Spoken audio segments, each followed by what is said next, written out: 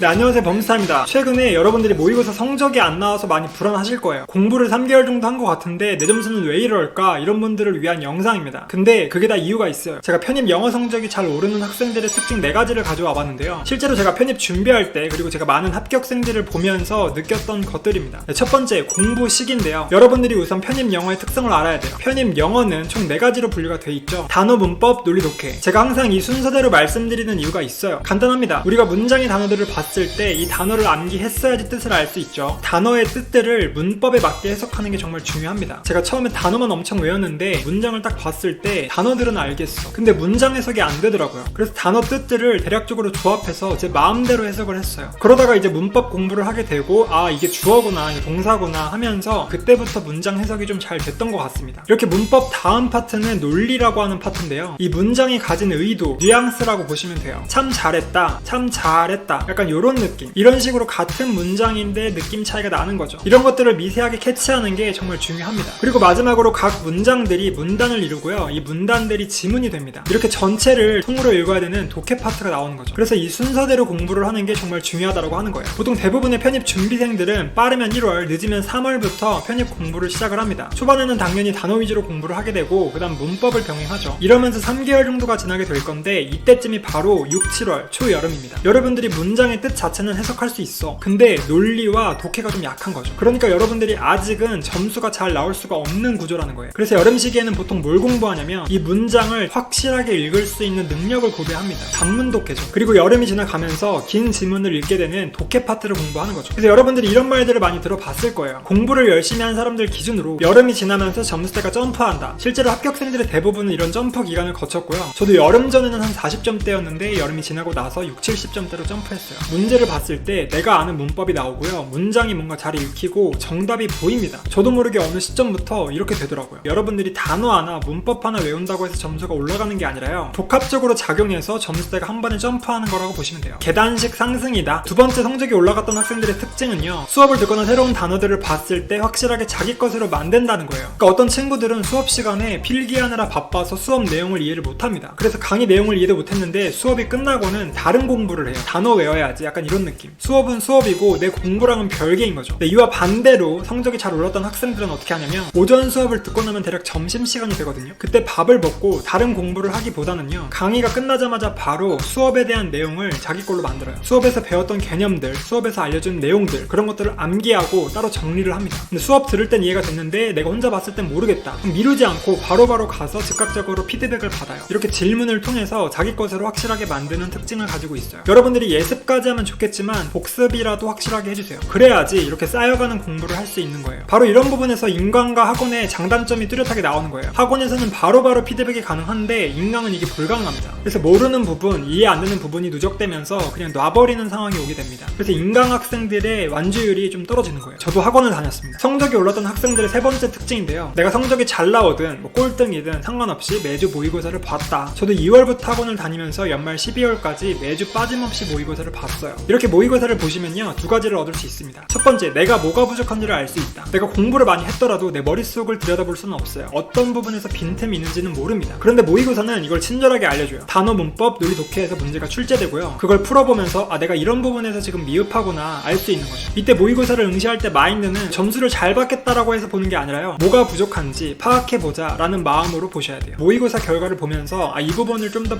보완해야겠다 라고 하시면 끝나는 거죠. 두 번째, 실전 감각을 쌓을 수 있습니다. 이게 모의고사를 처음 보게 되면요, 다른 학생들과 같이 봐요. 근데 보면은 나보다 페이지가 빨리 넘어가는 학생들도 있고요, 옆에서 다리 떨고 기침하고 난리 납니다. 내가 혼자서 공부할 때랑은 전혀 다른 환경인 거예요. 그래서 내가 풀 수 있는 문제인데 이런 외부적인 상황 때문에 집중력이 깨져서 문제를 못 풀어요. 저는 실제로 이런 경우도 많았어요. 모의고사 풀 때는 분명 틀렸어. 그래서 혼자 자습실로 돌아와서 문제를 다시 보니까 아는 개념이고 풀 수 있더라고요. 그때마다 왜 틀렸지라는 생각을 했었는데 다시 생각해보면 실전 쉬는 감각이 부족했구나 라고 이제 깨달았죠. 한마디로 내 머릿속에 있는 개념을 주변 상황에 흔들리지 않고 문제에 대입할 수 있는 능력, 그 능력이 부족했던 거죠. 근데 이 실전 감각은요 하루아침에 길러지진 않아요. 그래서 연말 편입시험까지 꾸준하게 기르는 게 중요한데요. 요즘엔 모르겠는데 저희 때는 모의고사 결과를 출입문에 붙여놔요. 좀 약간 민망하긴 하지만 이런 것들을 이겨내시는 게 중요하고요. 결과적으로 연말에 있는 편입시험을 잘 보는 게 중요하기 때문에 꼭 모의고사 한번 봤으면 좋겠어요. 성적이 올랐던 학생들의 네 번째 특징, 공부 시간입니다. 제가 학원 다닐 때 다양한 학생들이 있었어요. 새벽반, 아침반, 저녁반, 주말반 등등. 그런데 성적이 올랐고 좋은 결과를 냈던 학생들을 돌이켜보면요, 평일이든 주말이든 상관없이 매일 아침 새벽에 학원에 나왔다는 거예요. 그리고 학원이 문 닫을 때까지 공부를 했다는 거죠. 이렇게 쉬는 날 없이 매일매일 공부하는 자세가 되게 중요한데요. 여러분들이 공부를 열심히 하다가 중간중간 놀게 되면은요 흐름이 끊겨요. 다시 흐름을 찾고 공부를 할 때 꽤 많은 시간이 들어간다는 거죠. 특히나 편입은 베이스가 중요한 시험은 아니에요. 누가 1년이라는 기간 동안 더 많은 시간을 투자했냐, 이 싸움이라고 보시면 되거든요. 이렇게 총 공부 시간이라는 절대적인 수치가 중요합니다. 여러분들의 성적이 언제 점프할지는 아무도 몰라요. 실제로 저처럼 여름이 끝나가면서 점수대가 올라갈 수도 있고요. 가을부터는 대학별로 기출문제를 풀면서 파이널 대비를 하는데 이때 점수가 올라가는 친구들도 많아요. 그리고 심지어 편입은 보통 10군데 이상 대학교에 원서 접수를 하거든요. 시험을 많이 봐요. 어떤 학생은 지원한 10개 대학교 중에서 앞에 봤던 3개는 떨어졌는데 뒤에 봤던 7개는 다 붙었던 경우도 있어요. 그러니까 이 친구는 대학교에 편입시험을 보러 다니면서 실전 감각이 갑자기 길러진 거죠. 개인마다 다르지만 이 점수대가 올라가는 시기는 분명히 존재하거든요. 그래서 위에서 말씀드린 4가지를 해보시고요. 제일 중요한 건 편입시험이 끝날 때까지 완주하는 게 제일 중요합니다.